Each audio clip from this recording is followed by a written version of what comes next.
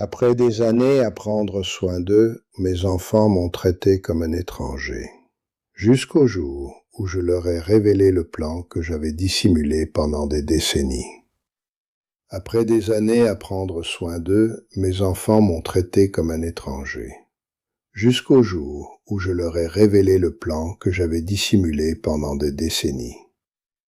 Je m'appelle Henri, et ce récit partagé ce soir a profondément marqué ma vie. C'est l'histoire de 40 années de travail, d'amour, de création, brutalement menacée par l'avidité. C'est aussi l'histoire d'une protection silencieuse mise en place longtemps avant, un plan secret jamais espéré être utilisé, devenant ma dernière dignité face à la trahison. Ce matin-là, Eric me regarda de haut en bas, sa veste sur le fauteuil du salon. Quelque chose se brisa définitivement en moi, pour toujours. Pendant 40 années, j'avais construit ce restaurant depuis rien, transformant une ancienne demeure bourgeoise en quelque chose que les gens venaient découvrir. Mes enfants parlaient comme si j'étais invisible, comme si tout ce que j'avais créé n'était qu'un obstacle à leur plan d'enrichissement. Nathalie riait avec Eric, pointant les vieux carrelages avec mépris, parlant du prix au mètre carré. Mais ce jour-là, ils ignoraient que mes documents gardaient un secret qui changerait tout. Pour comprendre comment j'en suis arrivé là, il faut revenir au commencement, quand tout était simple et lumineux et rempli d'espoir véritable. Permettez-moi d'inviter dans cette histoire authentique qui m'a coûté 40 années de vie précieuse. Si vous regardez ces mots depuis votre maison ce soir, que vous soyez père, mère ou enfant confronté à la trahison, je vous demande de vous abonner et de me dire en commentaire d'où regardez-vous ce récit, ce moment ce soir. Mon nom est Henri Marchand, je suis né à Lyon en 1957. J'ai passé 53 années dans cette maison, d'abord comme fils obéissant, puis comme homme marié. En 1982, ma femme Yvette et moi avons décidé de transformer le rez-de-chaussée en restaurant chaleureux. Je n'étais pas simplement un cuisinier ordinaire, j'étais quelqu'un qui croyait que la nourriture racontait des histoires vraies. Yvette s'occupait des clients avec grâce naturelle, tandis que je travaillais dur dans la cuisine, créant des plats qui révélaient mon âme. Chaque jour, pendant 40 ans, nous accueillons des familles nombreuses, des amoureux en secret, des gens seuls cherchant du réconfort profond. Ma cuisine devint un sanctuaire où les gens se sentaient vus, compris, nourris jusqu'au cœur. Les murs absorbaient nos rires sincères, nos sueurs abondantes, nos triomphes minuscules mais précieux qui illuminaient nos journées. Quand Yvette mourut il y a 2 ans, quelque chose en moi s'éteignit aussi. Mais la maison restait debout, solide et vivante. Elle respirait comme nous respirions ensemble. Mais il y avait quelque chose d'autre sur cette étagère, dans l'ancienne cuisine où j'avais cuisiné pendant 40 années. 5 cahiers reliés et usés, chacun représentant une décennie complète de travail intense. Le premier commençait en 1983, rempli de ma main tremblante, avec les annotations précises d'Yvette en marge. Rouge à lèvres roses sur certaines pages, ces petits croquis rapides de plats qu'elle aimait particulièrement et secrètement. Ces cahiers contenaient bien plus que des recettes banales. Ils contenaient notre vie entière, chaque moment précieux où nous avions dansé ensemble. Eric me trouva un jour lisant le 4e cahier, celui des années 2003 à 2013, avec tendresse secrète. Il me dit, avec un ton de mépris à peine voilé, « Papa, tu regardes encore ces vieilles pages inutiles. » C'était comme s'il me disait que mon passé ne valait rien du tout. Il parlait du bâtiment comme d'une charge, non comme de notre patrimoine familial. Il avait commencé à apporter des inspecteurs immobiliers, des promoteurs avides. Il prenait des photos des murs, mesurant l'espace, calculant sans cesse le potentiel commercial et financier. Pendant des mois longs et difficiles, j'observais la dégradation lente et insidieuse de notre respect mutuel autrefois solide. Quand je proposais de repeindre une pièce, Eric interrompait impatiemment pour dire que c'était un gaspillage d'argent ridicule. Quand je participais à une discussion familiale importante, ma fille m'expliquait patiemment, comme à un enfant incapable, que les choses avaient changé. Leurs amis venaient visiter la maison précieuse, et je les entendais murmurer « C'est dommage que les propriétaires soient trop attachés émotionnellement. » Moi. Ils parlaient directement de moi. L'homme qui avait donné sa vie à ce lieu magnifique. Un jour, Nathalie apporta un contrat à signer, le sourire forcé sur les lèvres. Elle dit que c'était juste pour la gestion administrative des finances familiales ordinaires. Eric approuva rapidement, expliquant que je n'avais pas à m'inquiéter, que je restais officiellement propriétaire légal. Mais le document était une procuration générale et complète, très étendue. Il me permettait de déléguer tous les pouvoirs légaux à Eric pour agir en mon nom complet. Je le signai sans lire vraiment le texte, dans une faiblesse momentanée terrible. Mon avocat aurait déconseillé fortement cette décision. Les choses s'accélérèrent rapidement après cela, avec une vitesse terrifiante et inévitable. Eric venait moins souvent à la maison désormais, mais quand il arrivait, il parlait au téléphone avec des gens dont je ne connaissais pas les noms exacts. Il utilisait des mots techniques incompréhensibles, acquisition, démolition, réaménagement urbain. Un jour, il mentionnait casuellement qu'un promoteur était très intéressé par la propriété. Je me sentais expulsé de ma propre vie quotidienne progressive. Je demandais les détails précis avec anxiété. Il répondait toujours vaguement et évasivement. Nathalie changeait de sujet quand j'insistais davantage. Le jour où tout bascula irrémédiablement, c'était un mardi gris d'automne, avec le ciel couvert et menaçant. Eric était venu chercher quelque chose qu'il avait oublié dans son ancienne chambre abandonnée. Sa veste était restée sur le fauteuil du salon, comme d'habitude. En la prenant pour la ranger, un document officiel tomba bruyamment sur le parquet. Un compromis de vente préliminaire, document légal crucial. Déjà entièrement signé. Pas par moi, jamais de ma main tremblante. Par Eric, utilisant abusivement la procuration donnée à contre-cœur. Le notaire avait certifié ce document.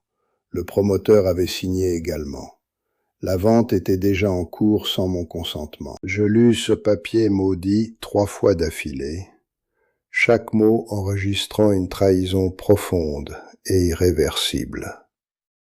Mes mains tremblaient violemment et incontrôlablement de rage et de douleur. La maison serait démolie complètement dans 18 mois, précisément selon les contrats signés. Un immeuble de verre moderne et froid se lèverait à la place de ce que j'avais construit pendant 40 années. Les cahiers de recettes d'Yvette, qui contenaient sa vie tout entière. Les murs qui avaient absorbé notre histoire entière pendant 40 années. Yvette, qui n'était même pas là pour voir cela se produire. J'ai pensé à tous les anciens clients qui diraient « Où est allé le restaurant de Henri ?» Je n'ai rien dit ce jour-là, absolument rien, pas une parole de protestation. Pas la semaine suivante non plus, je suis resté silencieux et pensif dans ma douleur. J'ai mis le compromis sur la table de cuisine où j'avais tellement cuisiné avec amour. Je l'ai observé des heures dans la lumière déclinante du soir triste. Puis j'ai pris le premier cahier de recettes, celui avec les notes précieuses d'Yvette en rose magnifique et tendre. Je me suis assis dans l'obscurité profonde de la nuit, et j'ai me souvenu de quelque chose que j'avais fait 23 ans auparavant, quand nous avions peur de perdre la maison. En 1999, quand la crise économique menaçait tous nos projets futurs, j'avais enregistré la propriété légalement sous un régime d'insaisissabilité auprès du notariat lyonnais officiel respectable. C'était une déclaration légale spéciale, typiquement française, qui rendait la propriété absolument inviolable et intouchable. aucune vente n'aurait pu être finalisée sans ma signature personnelle et notariée obligatoire indispensable. Aucune procuration, peu importe sa portée étendue, ne pouvait me remplacer légalement pour cet acte définitif. C'était un bouclier légal que j'avais construit silencieusement, sans jamais en parler, pas même à Yvette au commencement, car j'avais eu honte de ma peur. J'ai décidé d'agir avec un calme absolu et une précision glacée et impeccable. Le jeudi suivant cette découverte horrible, j'ai contacté mon notaire, maître Dupont, un homme que je connaissais depuis bien des années. Je lui ai montré ce compromis abominable et cette violation claire de mes droits. Son visage s'est assombri immédiatement, devenant pâle comme un drap blanc. Il a expliqué précisément que selon les lois strictes sur l'insaisissabilité, ce document était complètement vide de valeur juridique réelle. La procuration d'Éric ne pouvait jamais surmonter ce droit inviolable absolu, établi depuis longtemps par la loi française. J'ai également contacté la Chambre des notaires de Lyon immédiatement, sans hésiter un instant.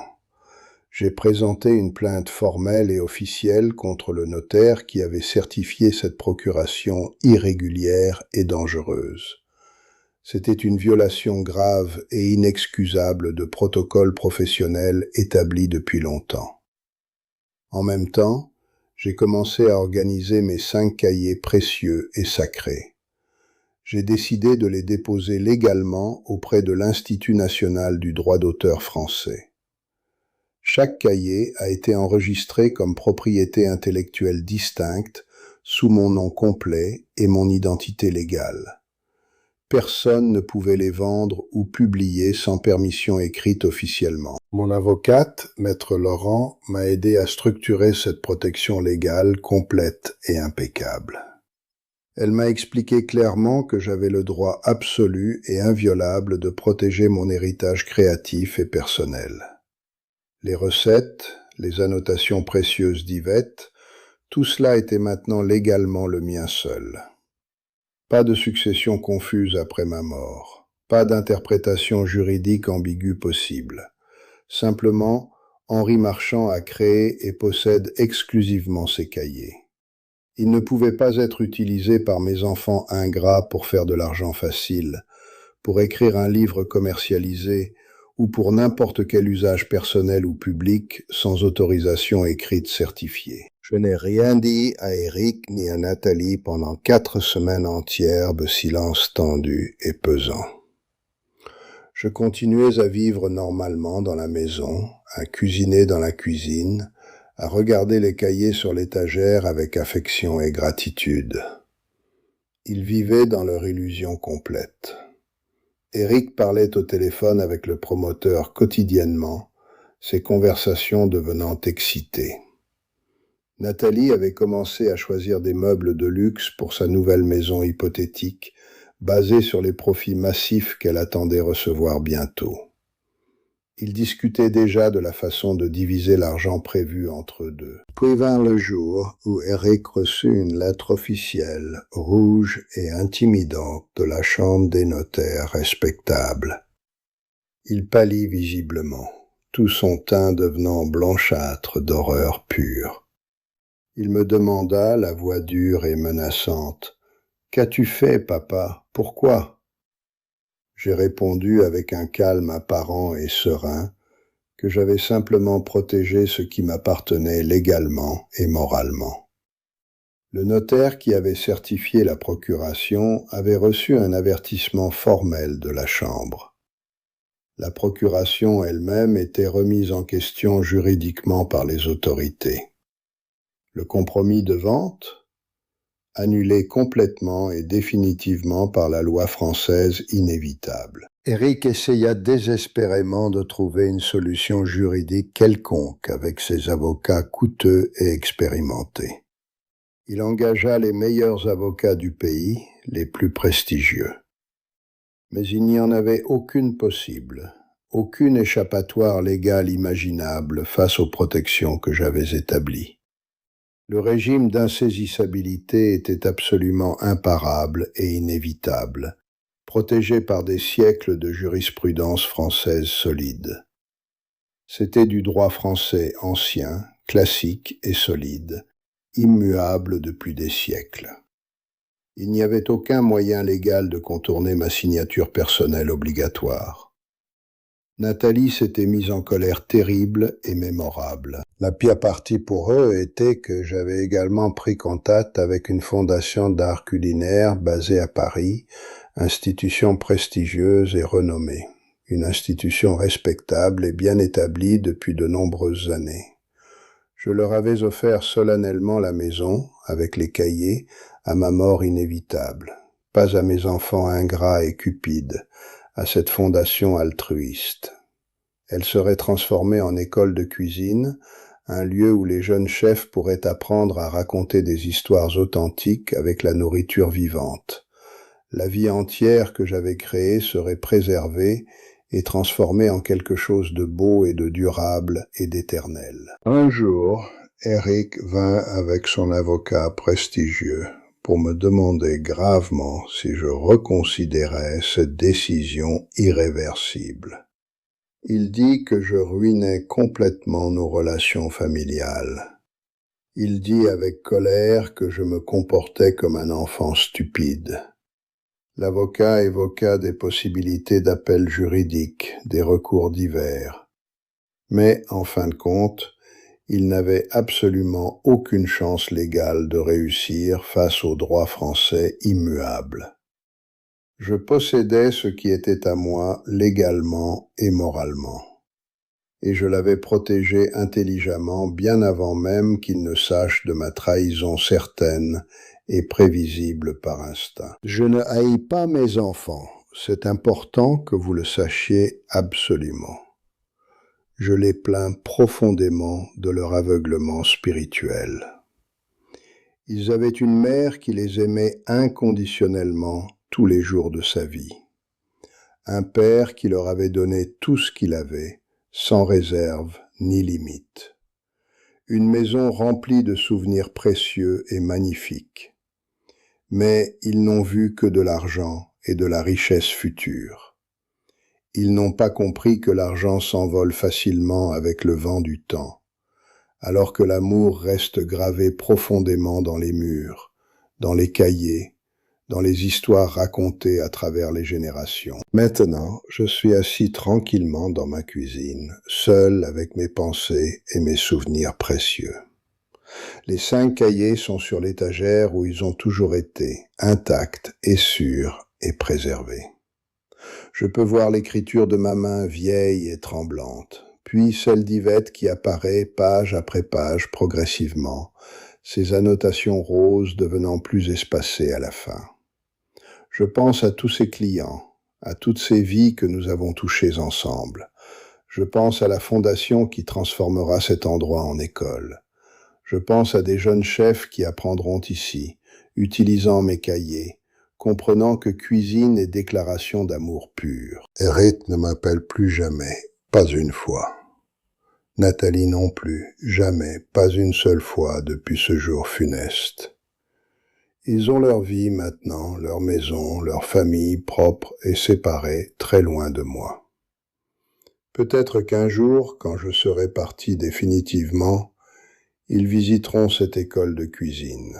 Peut-être qu'ils liront une plaque dorée, fondée en mémoire de Henri et Yvette Marchand. Et peut-être qu'ils regretteront sincèrement le chemin qu'ils ont choisi. Ou peut-être que non.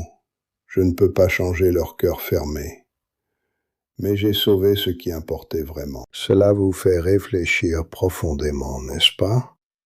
Si vous aviez une situation similaire, auriez-vous agi exactement comme moi? Auriez-vous simplement cédé à vos enfants ingrats, abandonné tout ce que vous aviez construit patiemment, accepté qu'on vous oublie complètement? Ou auriez-vous trouvé une autre voie possible pour protéger votre héritage? Parlons-en sincèrement dans les commentaires maintenant. Et plus important encore, pensez-vous que j'aurais dû pardonner? Devrais-je tenter une réconciliation véritable maintenant? Qu'auriez-vous fait à ma place avec vos enfants ingrats? Voilà ma question finale et ultime pour vous, regardant ces mots ce soir. Était-ce juste de couper les liens, de protéger ce qui était vraiment important, ou aurais-je dû maintenir l'amour familial coûte que coûte? Qu'auriez-vous planifié si vous aviez été à ma place, avec vos enfants ingrats, avec vos mains qui tremblaient, avec les cahiers d'Yvette sur l'étagère? Dites-moi vos pensées profondes et honnêtes dans les commentaires. Votre réponse m'intéresse vraiment, sincèrement. Merci de m'avoir écouté. Et maintenant, je vous pose une dernière question, celle qui me hante depuis ce jour fatidique. Pensez-vous que j'ai agi correctement en protégeant mon héritage? Auriez-vous pardonné à vos enfants s'ils vous avaient trahi de cette manière profonde? Comment auriez-vous réagi face à une trahison aussi profonde et personnelle? Auriez-vous coupé les liens ou cherché une réconciliation? Partagez vos pensées dans les commentaires. Votre perspective pourrait m'aider à comprendre si j'ai vraiment fait le bon choix moral, malgré ma douleur profonde. Si vous avez aimé ce récit, ce voyage émotionnel à travers ma vie, je vous demande sincèrement de vous abonner pour plus d'histoires authentiques et profondément humaines. Vos commentaires, vos partages, vos perspectives sont ce qui me maintient connecté à l'humanité autour de moi. Car au-delà de la trahison, au-delà de la douleur, au-delà des protections légales, ce que je veux vraiment, c'est que mon histoire parle à quelqu'un. Quelque part, quelqu'un comprenne ce qu'il en coûte de construire quelque chose de beau avec son cœur. Merci d'être ici. Les cahiers sont toujours là, sur l'étagère, avec les annotations en rose magnifiques d'Yvette entre mes lignes de cuisinier expérimenté. Parfois, le soir, quand la maison est calme et que le silence remplit chaque coin, je les prends et je relis nos histoires ensemble. Chaque recette est une confession, chaque annotation une déclaration d'amour pur. Et je sais que bientôt, quand je serai parti, ces cahiers continueront à vivre, à inspirer, à nourrir d'autres âmes. Ma vie, mon amour, mon héritage ne sera pas oublié. Il survivra, transformé, transmis. Alors pour finir, je vous demande ceci. Si vous aviez la possibilité de protéger votre héritage, votre mémoire, votre amour après votre départ, le feriez-vous? Ou croiriez-vous que l'amour familial doit primer sur tout, même face à la trahison? Quelle est votre réponse à cette question existentielle profonde? C'est cette question que j'ai posée à moi-même chaque nuit pendant 23 ans, avant d'être contraint de répondre à travers les actes. Merci de m'avoir accompagné jusqu'à la fin. Votre présence m'a aidé à raconter cette histoire. C'est notre humanité partagée qui nous unit.